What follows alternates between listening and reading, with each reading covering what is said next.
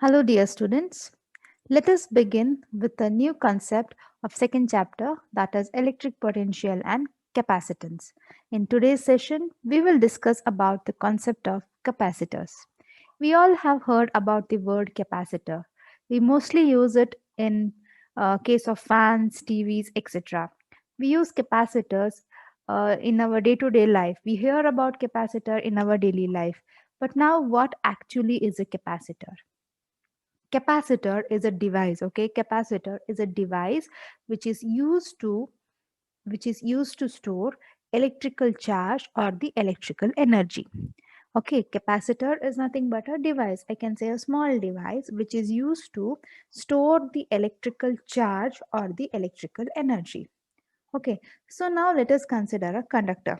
Okay, now I'll add electrons to the conductor. So what I'll do, consider a conductor. Say this is a conductor. Okay, now I'll add electrons to the conductor. This conductor becomes negatively charged, right? And suppose if I take out the electrons, now I'll take out the electrons.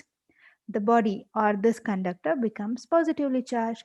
This we know, we have studied in our first chapter, right? So now let us consider a case. Okay, now let us consider a case wherein I am adding electrons to the conductor. So I'll just consider a case wherein I have a conductor and I am adding electrons to this conductor. For better understanding, let us consider only this case that we'll assume we are adding some electrons to the conductor. So whenever I add electrons to a body or to the conductor, the potential of the conductor increases. Okay, the potential of the conductor starts increasing like this. So whenever I add electrons to a conductor, okay, the potential of the conductor starts to increase. For example, if I say I have a glass, okay, I have a glass and I'm holding a glass and I'm pouring some liquid, say water. Okay, I'm pouring a water in the glass. As I start pouring the water in a glass, the liquid starts to increase in the glass, right? We pour the water until the glass is full, right? The same way, whenever I start adding the electrons to the conductor, the potential of the conductor starts to increase. Similarly, the similar to that of adding water in a glass, right? Here what happens, the potential increases. So I can write this concept, this diagram where what I have drawn can be written as Q is directly proportional to V, right? Q is directly proportional to V. Or I can write Q is equal to CV, where C is called the capacitance capacitance of the capacitor capacitor. Okay, so this is the concept we are going to deal with in this chapter. The chapter name itself says electric potential and capacitance. So we are in the second subtopic, that is the capacitance. Okay, we are going to study about capacitance. So what happens whenever we start adding electrons to a conductor, the potential starts to increase. That is given by Q is directly proportional to V. Q is a charge and V is a potential. It is directly proportional to V. So I add what I did, I took a constant, that is CV, where C is called the capacitance of the capacitor. So this expression, that is Q is equal to CV, is the general formula for capacitance of the capacitor, and you have to remember this formula throughout the chapter. Okay, so this can be written as C is equal to Q by V. Sometimes in some derivation we will use Q is equal to CV, and sometimes when we interchange this we get C is equal to Q by V. Sometimes I will take this expression directly, or sometimes I will take this. So remember, the general expression for capacitance is Q is equal to CV. So this can be defined as capacitance of the capacitor. Okay, this can be defined as capacitance of the capacitor is the ratio of charge adding to the conductor to the potential difference across the conductor. Understood? What is capacitance? Capacitance of a capacitor is the ratio of charge adding to the conductor. So we are adding it to the conductor, to the potential difference across the conductor. So that is called as the capacitance of the capacitor. The SI unit of capacitance is farad, F-A-R-A-D, okay, or else a capital F, it is denoted by capital F. Okay, so this is the SI unit of capacitance. What is it? Capacitance is equal to F. So now this 1 farad can be defined as, or I can say that the capacitance of a capacitor is 1F when I add 1 coulomb of charge to the conductor, then its potential should increase by 1 volt. Understood? I can define 1 farad, that is 1F. 1F as when I add 1 coulomb of charge. See, 1 coulomb of charge to the conductor, 1 volt potential difference should take place. Okay, there should be an increase of 1 volt. There should be a potential increase of 1 volt. Then only I can say it as a 1F. Understood? So the basic formula for capacitance of the capacitor is Q is equal to CV and the SI unit is 1F. So this is the basic introduction of the capacitance of capacitor. So after this we have the derivation. Okay, we'll go to the derivation. This is going to be a small session. I'll just consider only one derivation in this session because I don't want to confuse you with the two derivations. So let me do a single derivation in this session. The first one is, the one which we are going to do in this session is expression for parallel plate capacitor. Parallel plate capacitor.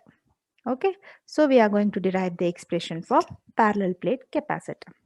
Now let us consider a parallel plate. Here the name itself says, right, the expression for parallel plate capacitor. So let us consider two plates which are parallel with each other. So we'll consider one plate. Please pardon my drawing. As I tell you in every session, I can't draw properly with this digital pen, but somehow I manage. Okay, so let us consider two plates which are in parallel with each other. Let one be the plate 1 and let us name this second plate as 2. Okay, plate 1 and plate 2. Plate 1 has positive charge. Okay, the plate 1 has positive charge, or I can say plate 1 is positively charged, whereas plate 2 is negatively charged. Okay, understood? We are assuming two plates, plate 1 and plate 2, and these plates are kept at a distance of d. This is very important. These plates are kept at a distance of d. Understood? And plate 1 is positively charged, whereas plate 2 is negatively charged. And let A be the area of both the plates. Okay, A be the area of both the plates. We know the expression for capacitance, right? We know the expression for capacitance, that is Q is equal to CV, or I can write C is equal to Q by V. At the end of the expression, we are going to take this expression to do the further calculation. So I'm writing it over here. Okay. So now let us take case 1. So there are 3 cases in this expression derivation. You have to solve all the 3 cases. So let us start with the case 1. Case 1. So what is the arrangement? Arrangement is very simple. We took two plates which are in parallel with each other, separated by a distance d. Plate 1 is positively charged, whereas plate 2 is negatively charged. And the area of the plates is A. Plate 1 is A and plate 2 is also A. Okay, so now let us consider case 1. So what is case 1 now? In case 1, let me consider a point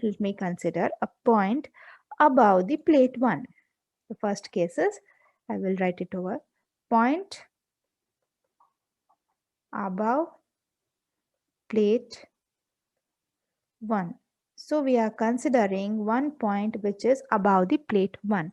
If I consider this to be a positive charge, if positive point or say positive charge, okay, the electric field, because it is positive, the electric field, see this is positive, first we will have the repulsive force, okay, and then this is negative, we have the attractive force. So we'll call this force as E1 and this force as E2. So we considered one point, according to case 1, we considered one point above the plate 1 and we assumed it to be positive. So there are two directions of electric field. One is the repulsive force and one is the attractive force. We name it as E1 and E2. We know that for due to that concept, due to the see, we know that electric field in case of surface charge density, which we have studied in our first chapter, electric field due to surface charge density is given by E is equal to sigma by 2 epsilon naught. Okay, so therefore net electric field E in this case, this is just for the reference, okay, this is just for the reference. I will erase it and I will write it over there. This is just for the reference, we don't want to write it in case 1. Okay, just like this expression I have written for reference, I will write the same thing. E is equal to sigma by 2 epsilon naught, right? Okay, so in case 1, what happens? I have placed one point above the plate 1, okay, and the directions of electric field or the force experienced by that point, one is in the opposite direction and another one is in the same direction, that is, one is repulsive and one is attractive. Therefore the net electric field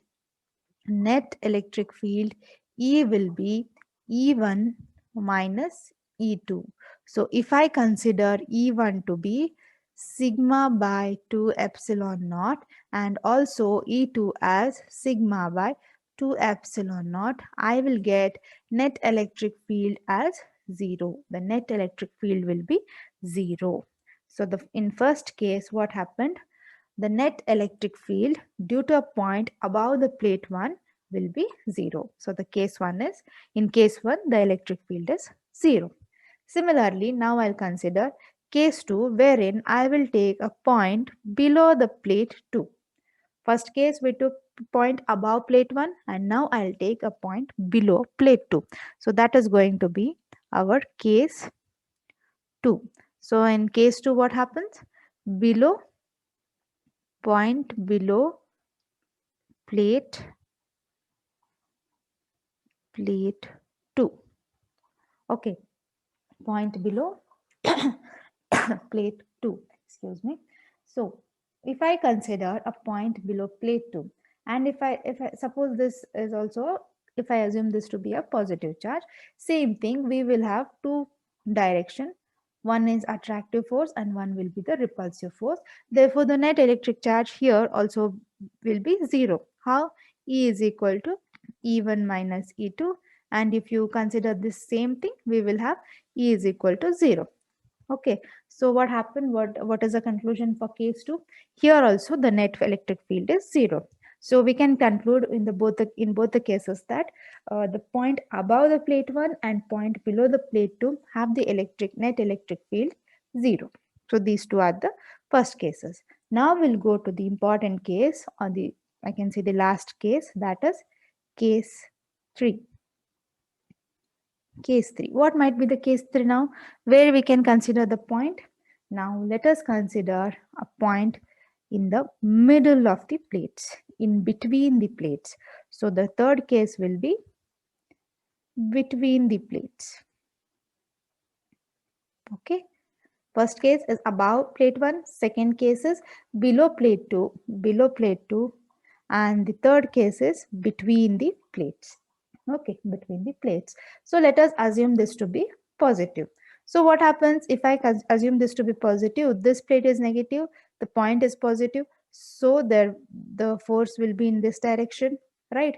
And this is positive, there is a repulsion, So both the forces will be in the same direction. Understood? See, this is positive. Okay, this charge is positive. Positive, negative attract. So the direction is towards the plate 2. Positive, positive, that is a repulsion. So the direction is also along the plate 2, in the direction of plate 2. So the direction will be like this, both. Here what happened? Direction is like this. Even here the direction is like this. Therefore the net electric field is 0. Here also the net electric field is 0. Whereas in this case, both the forces of both the electric field, both the electric field are in the same direction. Therefore, what will be the net electric field? What will be the net electric field? Let us do it. E is equal to E1 plus E2. What is E1? For reference, I have written here sigma by 2 epsilon naught plus sigma by 2 epsilon naught. What we will get? 2 epsilon naught by 2 sigma by 2 epsilon naught. Right? 2 gets cancelled. What we have is sigma by epsilon naught. Okay. Therefore, E is equal to sigma by epsilon naught. Let us consider this to be as our equation 1. Okay, this is equation 1. Now we can say there is a net electric field between the plates, whereas above the plates it's 0, below the plate it is 0, but between the plates there is a electric field. We know the relation between the electric field and potential. We have studied in our previous sessions the relation between electric field and potential, which is given by E is equal to minus delta V by delta L, right? Now let V be the potential difference between the plates. Okay, let us consider V to be the potential difference between the plates. Then this equation can be rewritten as E is equal to V by D. Where is the negative sign? We will skip the negative sign because they both are in the same direction. Okay, and dl is nothing but the distance, which is d in this case, right? Dl is nothing but the distance between two plates, that we know. We have taken it as d, and the potential difference is V. We skip the negative sign because they both are in the same direction. Therefore, let us consider this equation as equation 2. So now from equation 1 and equation 2, see, this is equation 1 and equation 2. From equation 1 and equation 2, what we have? V by D is equal to, yes, sigma by epsilon naught. Hope you are understanding. See, E is equal to V by D. E is equal to sigma by epsilon naught. Therefore, these two will be equal. Therefore, we have VD is equal to sigma by epsilon naught, right? So if we just want V, what I will get? V is equal to sigma D by, yes, sigma D by epsilon naught, just cross multiplication. So let us consider this equation as equation 3. So I will erase this case 1 so that I can continue here. Case 1 is very simple, so I'm erasing it. We'll continue the case 3 over here. Okay. So what happens? This we considered as equation 3.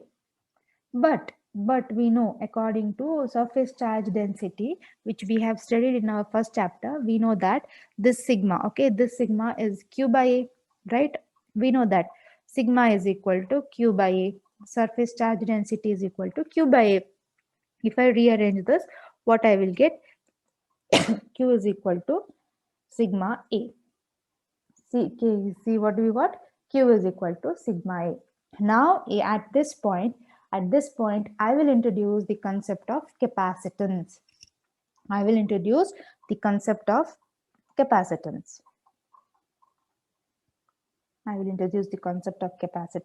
And the general equation for capacitance is what? Here, Q is equal to CV, but we will consider C is equal to Q by V. Okay, C is equal to Q by V. Let us assume this to be as equation 4. Let us consider this to be as equation 4. Now from equation 3 and equation 4, what we can write? We have Q from by equation 4, we have got Q, and in equation 3, we have got V. Therefore, substitute, what we will get? C is equal to sigma A divided by sigma D. This epsilon will go here, right? So what happens? Sigma get cancelled. C is equal to A epsilon naught by D. Okay. A epsilon naught by D is the expression for a parallel plate capacitor. So this is the expression for parallel plate capacitor. So what did we do? We took two parallel plates which was separated by a distance of d. Okay, plate 1 was positively charged and plate 2 is negatively charged. So we considered three cases. Case 1, we took a point above the plate 1. So the net electric field we got here in case 1 is 0. Similarly, in case 2, we took a point below plate 2 and therefore the net field for case 2 is also 0. But in case 3, we took a point in between two plates wherein the direction of the electric field, both the electric field, okay, is same. The direction of both the electric field is same. Therefore, we got E is equal to E1 plus E2 and we started solving the expression and we arrived at this expression. That is the expression for parallel plate capacitor. So don't have to worry. I will provide the neat notes, the stepwise notes at the end of the chapter. So this was all about the capacitance and the parallel plate capacitor. There is one more derivation. I don't want you to get confused with the two derivations. So in this session, I'm going to end the derivation of this expression itself. So that is expression for parallel plate capacitors. In the next class, okay, in the next session, I'm going to derive the other expression. So hope you understood the derivation. It is very easy. Just you have to be thorough with the chapter 1 as well as the previous sessions of second chapter. If you are thorough with all these things, you can easily solve this expression. Okay, so try practicing it and you will understand. So we'll wind up the class and we'll meet in the next class. Thank you.